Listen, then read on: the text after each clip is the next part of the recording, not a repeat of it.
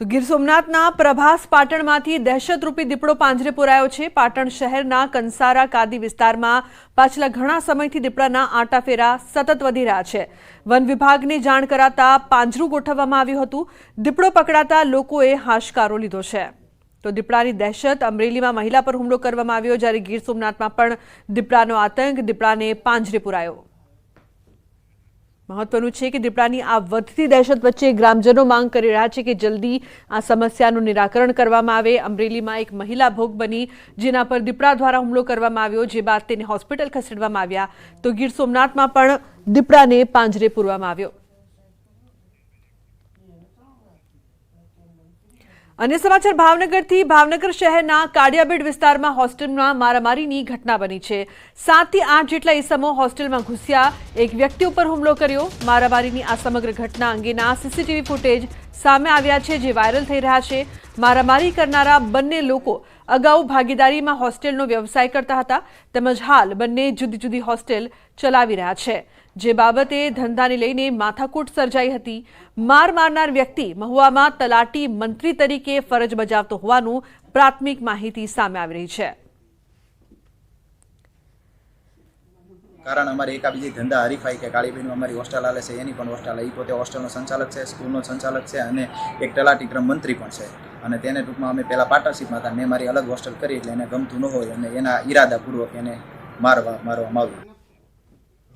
તો ભરૂચના સાંસદ મનસુખ વસાવાએ રાજપીપળામાં ચૈતર વસાવા પર આકરા પ્રહારો કર્યા।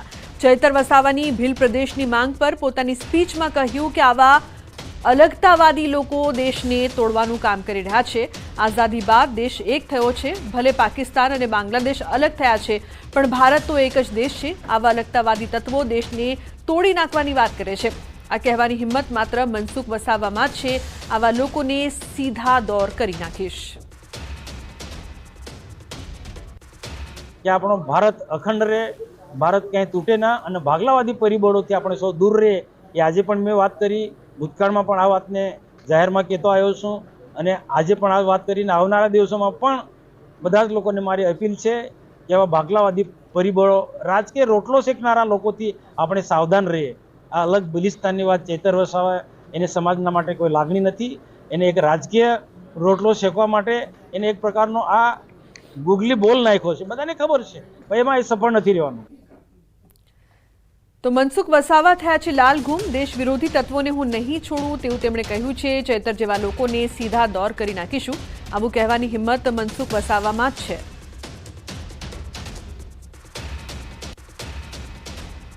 नहीं तो मैं કેટલું ભાઈ સમજી ડામર ભિલિસ્તાનની માંગણી કરતા કરતા થાકી ગયા। બીજા કેટલાક ગુજરાતની અંદર અલગ ભિલિસ્તાનની માંગણી કરતા કરતા થાકી દે, અત્યારે એટલા મૂક્યા અને તું ક્યાં નવો ઉભો થાય છે ભાઈ? સ્વામીજી બરોબર છે ને? આ સમાજ કેટલો છે ને વાળવો અઘરો છે।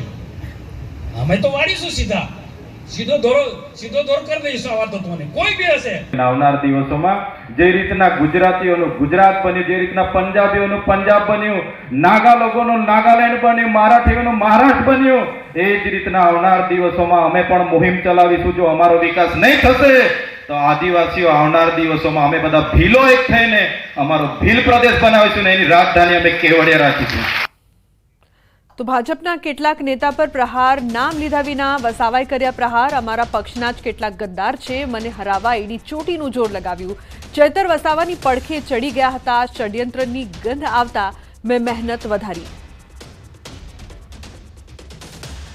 આમ આદમી પાર્ટી, કોંગ્રેસ, કેટલાક સંગઠનો અને કેટલાક અમારા પાર્ટીના કેટલાક લોકો કોઈ બી સંજોગોમાં મનસુખભાઈ જીતવો ના જોઈએ, ભાજપ જીતવો ના જોઈએ, એના માટે પૂરી તાકાત લગાડી રહ્યા હતા ને મને ખબર પડી, એટલે મેં સખત મહેનત કરીશ।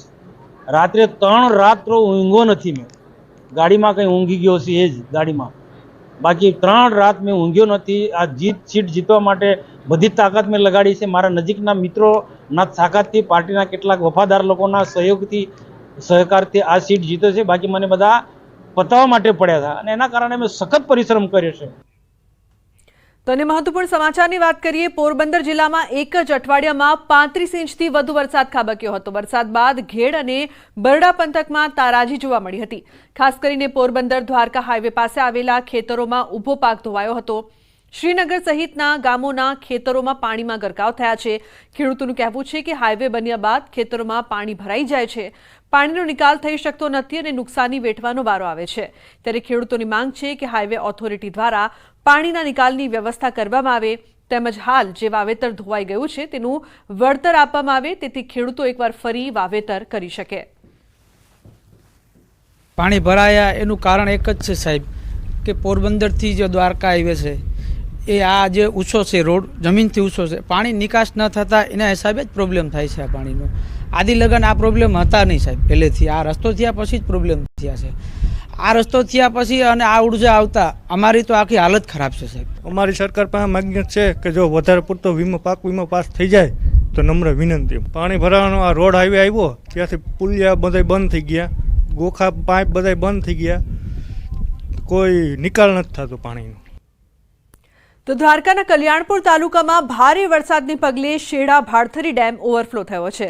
નીચાણવાળા વિસ્તારના ગામો કાનપર શેરડી, ચપ્પર, ચૂર, માંગરિયા, હરિપર ગામના લોકોને સાવચેત કરાયા। ડેમ ભરાઈ જતા લોકોને નદીના પટમાં અવરજવર ન કરવાની સૂચના આપી દેવાઈ છે। છેલ્લા 2 દિવસથી ભારે વરસાદને પગલે ડેમમાં પાણીની સતત આવક ચાલુ રહેતા ડેમ ભરાયો। તો ગુજરાતમાં ચાંદીપુરાના કુલ 130 શંકાસ્પદ કેસ સામે આવ્યા છે, જેમાં અત્યાર સુધી ચાંદીપુરાના 45 કેસ પોઝિટિવ આવ્યા છે। વાયરસના કારણે ચાંદીપુરાના 52 શંકાસ્પદ દર્દીના મોત થયા છે। 38 દર્દી ગુજરાતની અલગ અલગ હોસ્પિટલમાં સારવાર હેઠળ છે, તો 40 દર્દીઓને હોસ્પિટલથી ડિસ્ચાર્જ કરાયા છે। ગુજરાતમાં રાજસ્થાનના કુલ 6 દર્દીમાંથી 4 સારવાર હેઠળ છે, જ્યારે 2ના મોત થયા છે। મધ્યપ્રદેશના કુલ 4 દર્દીમાંથી 3 સારવાર હેઠળ છે, 1નું મોત થયું છે, જ્યારે મહારાષ્ટ્રનો 1 દર્દી સારવાર હેઠળ।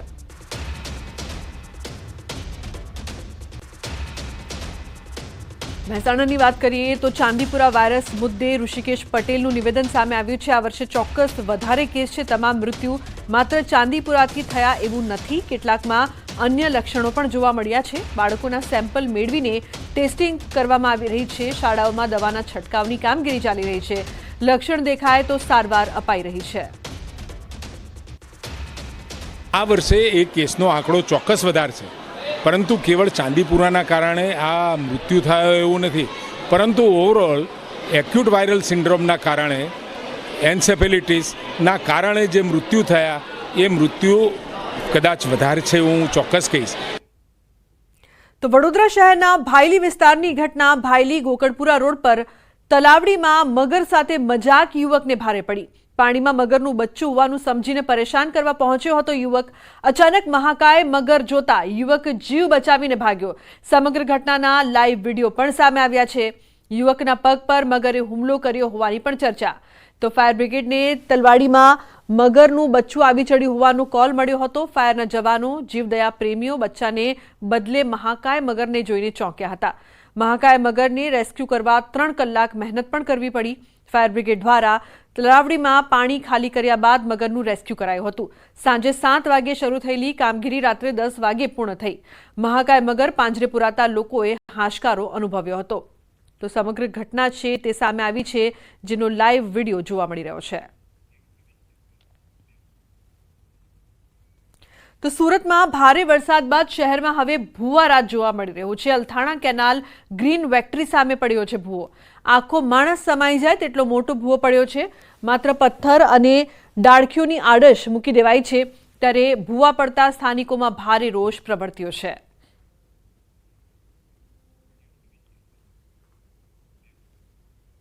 અને મહત્વપૂર્ણ સમાચાર આણંદથી। આણંદમાં પાલિકાના વાહનમાં ઘરના સામાનની હેરાફેરી થતી હોય એવો વિડીયો વાયરલ થયો છે।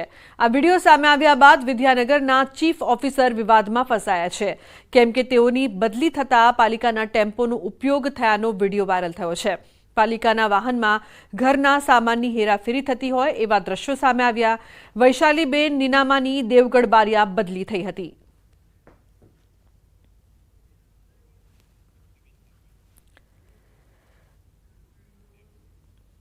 તો જૂનાગઢના જેકે સ્વામી સામે વધુ એક છેતરપિંડીનો ગુનો દાખલ કરવામાં આવ્યો છે। સુરતના વોર્ડ નંબર 22ના કોર્પોરેટર અને પાણી સમિતિના ચેરમેન સાથે છેતરપિંડી કરી હતી। જેકે સ્વામી એન્ડ ટોળકીએ છેતરપિંડી આચરી હતી। રીઝા ગામે સ્વામિનારાયણ મંદિર અને ગુરુકુળના પ્રોજેક્ટ માટે 700 વીઘા જમીન ખરીદી કરવાના નામે 1 કરોડ પડાવ્યા હતા. તો સુરત ભાજપના કોર્પોરેટર હિમાંશુ રાહુલ સાથે છેતરપિંડી કરાઈ છે. સુરત ક્રાઇમ બ્રાન્ચમાં ગુનો દાખલ થયો છે. જયકૃષ્ણ સ્વામી ઉર્ફે JK સ્વામી, સુરેશ શાર્દુલ સહિતના શખ્સો સામે ગુનો નોંધાયો છે.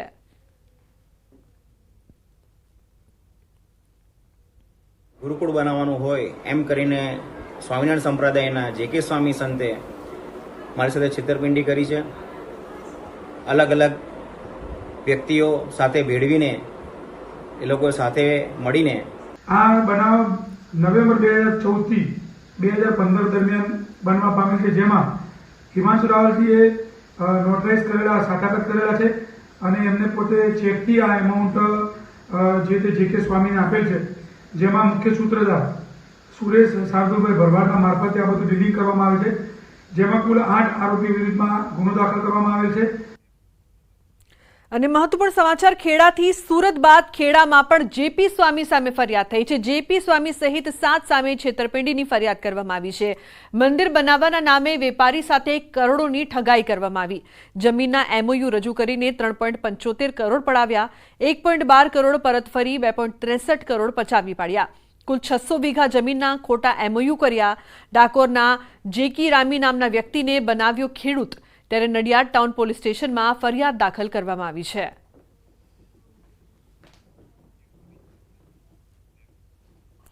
તો મહેસાણાના સતલાસણામાંથી શંકાસ્પદ સરકારી અનાજનો જથ્થો પકડાયો છે. સતલાસણા અને વાવ ખાતે પુરવઠા વિભાગે કરી છે કાર્યવાહી. અંદાજિત રૂપિયા 22 લાખની કિંમતનો શંકાસ્પદ સરકારી અનાજનો જથ્થો ઝડપાયો છે. સતલાસણા ગોડિયાપરા વિસ્તારમાં મકાનમાંથી રૂપિયા 1.97 લાખની કિંમતનું 5070 કિલો અનાજ ઝડપાયું છે. તો બીજી તરફ વાવમાં એક દુકાનમાંથી રૂપિયા 7.71 લાખની 421 બોરી ઝડપાઈ છે. એક આઈસર ટ્રક પણ ઝડપાયો છે. તો ત્રીજી જગ્યાએ સતલાસણામાંથી દુકાનમાંથી રૂપિયા 5 લાખની કિંમતનો અનાજનો જથ્થો ઝડપાયો છે. ત્રણેય જગ્યાએથી મળેલ અનાજના જથ્થાના પુરવઠા વિભાગે સેમ્પલ લઈને પરીક્ષણ માટે મોકલ્યા છે.